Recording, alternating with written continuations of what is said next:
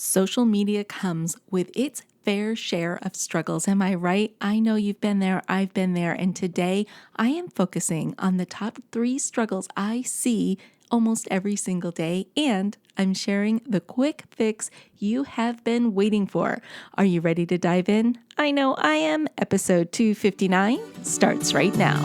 Welcome to the Lora Shipman Show minicast, a special edition of my podcast where it's just you, me, my mic, your earphones, plus quick tips and hacks you can implement immediately to improve your life and your business. Are you ready to get started? I know I am. Let's dive in. Well, hey there, everybody. Welcome back to the show. I'm so excited you are here with me today because today is my favorite day of the week, and that is minicast day. And if you have not been here for a minicast, where have you been, my friend? You need to show up here because today's the day I give you the goods. You dive in for a quick and easy minicast full of information and actionable items, and then you jump out. But you got a job to do once you jump out of this minicast, and that is to actually execute what you've learned here today. And today we are talking all about the biggest struggles I see in social media and the quick fixes you can use to turn that struggle right around. So in true minicast style, we are going to jump right in with all of the stuff. The first struggle I hear about a lot is just coming up with content ideas. Like, how can you come up with fresh new ideas day after day? The answer is a resource database. You've got to build one of these and you've got to draw on it continually because it will be the fuel to your content idea fire. I am so passionate about this, so passionate that I talked about it on Monday, all the places I get my inspiration from. So go back, listen to Monday's podcast. It's just one episode back, episode 258. But if you want a quick and dirty list of where I go to find my inspiration for content ideas, this is it. I go to blogs, both my own and industry blogs, to get an idea of what's trending right now or what people need to learn about more, or I'll even go a little bit deeper into some content that I've already created. YouTube, I look at titles of videos to see what's trending now. Podcasts, another place I go to look to see what's trending. Feedly, if you don't know what Feedly is, go listen to episode 258 because I dive into Feedly and I tell you how to use it so you can find industry topics to talk about. Answer the Public is another great tool I talk about in my previous episode. Go listen to that and learn how to use Answer the Public to figure out what questions people are asking in your space. And the last place I go to is Pinterest. It is amazing. You can type in a keyword and it will add on to that keyword, telling you all the things that people are looking for on Pinterest surrounding that keyword. All you need is that little spark of an idea to get the flame building, right? To get that content out of your brain and onto social media. So go ahead, try building a database of resources that you can turn to every time that you begin to write content. Now, what I like to do in my resource list is include links. You never know what you're going to stumble upon when you are on the internet. And if it's a really good source that helps you with your creativity flow, copy that link and paste it into your resource database so that you can go back there again in the future and draw on that creativity that brought you there the first time. It's going to help you out so much.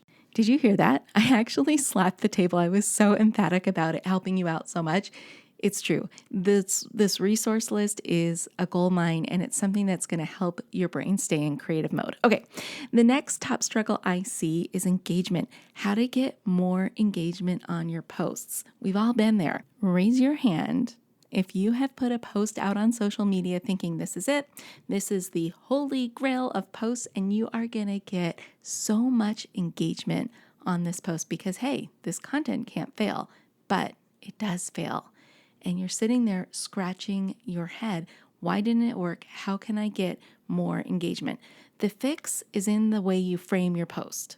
What the heck do I mean by that? What I mean is you've got to set your post up for success. You've got to prime the well. You've got to prime your audience so they know what to do, so that they know they need to respond and engage with your content. So how do you do that? Like I said, you frame it and you set it up. So the first thing you might want to do is consider opinion posts. These are the type of posts that people just can't help but answer and interact with or vote on. A lot of times they look like polls, or a lot of times they're like, what would you prefer, this or that?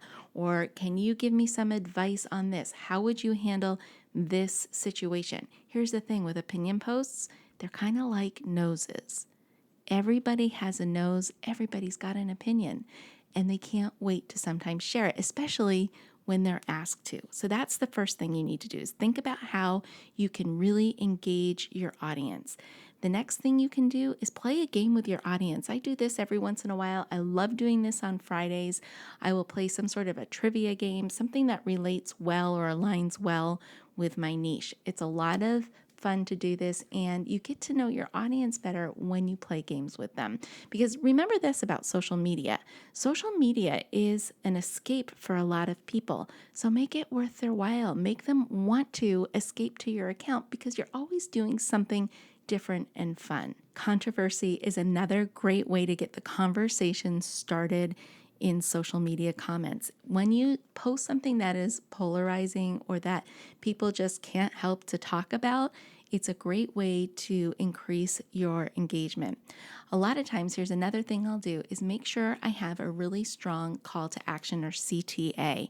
People need to know what to do next after they read their post. Or if you don't tell them to do something next, they're going to scroll on by to the next post and engage with that person's post instead of yours. So have a really compelling call to action with your audience. Is it asking them to go ahead and write a comment, to DM you with more information, to share to their Instagram stories, whatever it is? Maybe it is to visit a website or to get a free download. Just make that compelling. Make it interesting enough that they'll stop what they're doing and take action. And in the best case scenario, take action and leave the social media app to get more. You always want to leave them wanting more, and a good CTA will do that. The third struggle I see people having with social media is building a community around the brand. And that's what social media is, right? It's a big, huge community, and you want that one slice of the pie for your brand, right? You want people to join your community. So here's some things you can do to make that happen. The first thing you want to do is take the first step. People are shy. People don't want to look foolish. Take the first step and interact with your target audience. Make conversation with them and invite them into the conversation on your social media pages. Go ahead and make some friends on social media. Some of my good friends, believe it or not, are on social media. I love chatting with them. We may not have ever met in person, but we DM on the regular. We jump on Zoom calls. We talk. We help each other out with our businesses. And what comes from that is really great networking and referral marketing. It is amazing. Like, don't knock it until you try it. And it could be out of your comfort zone, but actually take those steps to make friends, just like you would have done in kindergarten or first grade. Start doing that now on social media. You will be amazed as to what comes out of it. The next tip I have for you in the building community column is make it easy, fun, and welcoming for your audience to ask questions. Like I said, people are shy. They don't want to look like a fool on social media. And the worst thing that could happen to them is if they do reach out to a brand and the brand ignores them. That feels really bad. So make your brand different. Make it easy for your audience to interact with you and have fun with you. No question is too stupid or too dumb. Actually, all questions are welcomed. And that's what I do with my brand. I kind of tell it like it is, and I stumble over my words. I look human on social media. I don't look perfect. And that's what makes me different from maybe some of the super gurus out there, is because they have this huge social media life and they almost feel untouchable. I don't want that for my audience. I want you to come at me and ask me the questions and get the answers you need so that you experience mini wins and transformations. One of the best ways that you can build a community around your brand is actually through Facebook groups. I've seen so many creative groups started, and they're also very successful in Facebook. So think about how you would want your community to look like.